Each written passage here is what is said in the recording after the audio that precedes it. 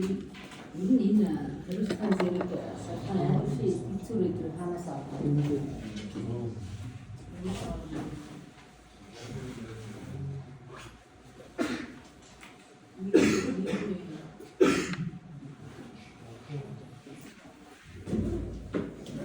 Ямар материалаар хийсэн байгаа юм бэ?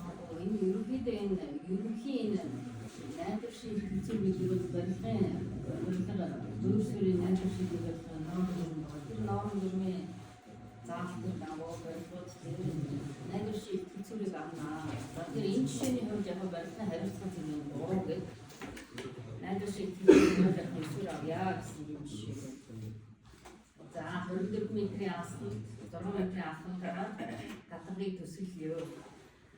За тэгэхээр энэ дээр яг энэ хүмүүсээс яг намайг ханерын хавтангаа хүчнаа гэж үзсэн байна. За тэгэхээр ханерын хавтан дээр яг хөлбөртэй гэжтэй. За энэ цасны ачаа 1 км тавьсан. За энэ цасны ачааг бол та нарт өгсөн байж байгаа. Ер нь бол ачаалбаа үйлчлэгсэн норм хэмнээс тухайн баригдах газрынхаа онцлогоос хамаарсан энэ ачааллын утгуудыг авна шүү дээ тийм үү? За энэ дээр бол метр тавтраадаа гэж байна. За тэгэхээр татангаа тооцохын тулд мэдээж ихтэй тооцооны схем буюу үндсэн схемээр сонгохын тулд үндсэн хэмжээнүүдэд тодорхойлох хэрэгтэй. За тэгэхээр дээд бүсийг тасралтай хийх үү тасралтгүй хийх үү гэж бас нэг сонголт авсан тийм ээ. Тасралтай хийх юм уу тасралттай хийх зангилаа хооронд салангад эдмэтэр хийсэн гэдэг юм. Мам сарч юм. За тасралтгүй гэвэл яг хоёр панел дамнуулаад хийж болно. За тэгэхээр энэ сегментийн татганы хувьд макро байдлаар хийе. Тэгээд зангилаа хооронд тасралтайгаар хийе гэж бүтээцээ хийх гэсэн ийм шийдлийг сонгосон байна. За тооцооны асал хэрэг татганы тулгуурын яг огтлуудын хооронд зайн хооронд 700 тийм. Редис нь яаж болж байгаа? Зүгээр геометрийн бодлого. Гэхдээ энэ дараа тайлбар байгаа. Энийг ер нь ярьсан уу? Энэ геометрийн жишээ тодорхойлох юм. Яг сегмент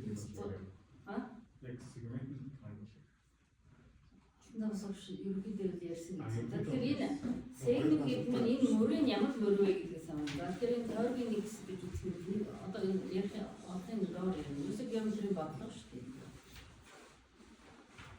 За энэ бичсэн хэмжээнүүдийг одоо тодорхойлно гэсэн.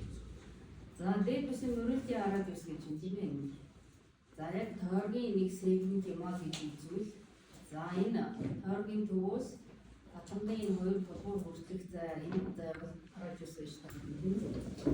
За мэдээж бас энэ яг голын хэсгийн өндрийн энэ хүртэл тойргийн төвөөс энэ бол араад ус гэж байна. За тэгээд бидэнд мэдэгдэж байгаа хэмжээ бол юу вэ? L гэдэг хэмжээ байгаа тийм ээ. За тэгэхээр бид нар энэ ер нь татамгийнхаа энэ өндрийг энд хэзээ тийм ээ. Ер нь даацын бүтээх зүйл дээр аслаас нь хамааруулаад тэдээс тэдийн хооронд авах боломжтой гэж байна. За жишээлбэл энэ дээр 6-ны L-ээр авъя гэдэг татамгын яг голын хэсгийн өндрийг 395 м-ээр авчий. За энийг сонгоч тийм ээ. Тэгэхээр бидэнд мэдэгдэж байгаа энэ голын өндөр энэ яриад байгаа хүмүүс гараад ярьчих уу эсвэл эргэцээ гэх юм. За тэгээ энэ асал мэдгэж байгаа. За энэ тэгшүнс гурвалжнаас бид нэр юу болж болох нь? Арчисэг болж байгаа юм. Эдгээр мэдгэж байгаа энэ хавс. За тэгээ энэ зайвал юу болох вэ? Би арчисээс асгааш байж таараа. За тэгшүнс гурвалжнаас бид энэ арчисэг болохоор ийм хэвлэлтэй болж гарч ирнэ. Энэ бодлогын өөрсдөө хийгээд зүгээр геометрийн бодлого.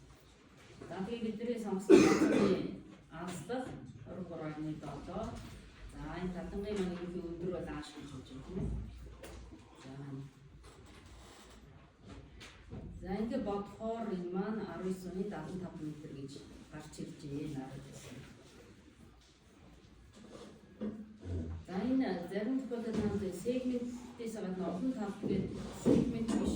За сегмент байж байгаа тэгээд үүсний шугуунаар бас гэж байна. За тийм тохиолдолд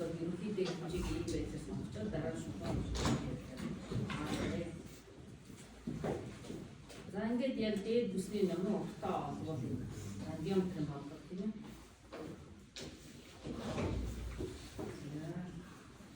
За энэ альфа үзэгдлийн өөрчлөлт авчихна.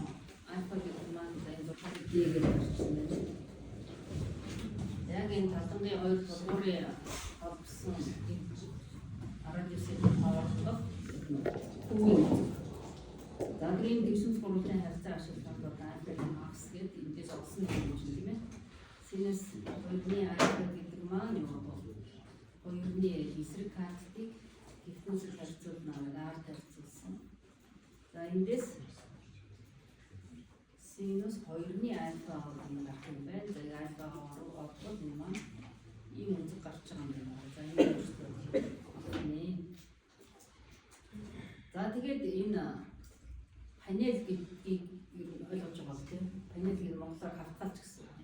За тэгэхээр татамтай панел гэж юу хэлээд байгаа юм гэхээр дээд доод бүснүүдийн занлаануудын хоорондох энэ хэсгийг бид нэг панел гэж нэрлэнэ гэсэн тийм ээ. За тэгвэл энэ доод бүсний панел гэхээр яг доод бүсний энэ сайн харагдж байгаа нэг А, Ж, З, И гэсэн энэ занлаанууд нь тийм ээ. Е гэдэг кириллисээр бичсэн занлаан юм. За тэгэхээр энэ занлаануудын хооронд энэ хэсэг маань доод бүсний панел. А, Б, В, Г, Б, Е гэдэг маань яасан вэ? Дээд бүсний панелийн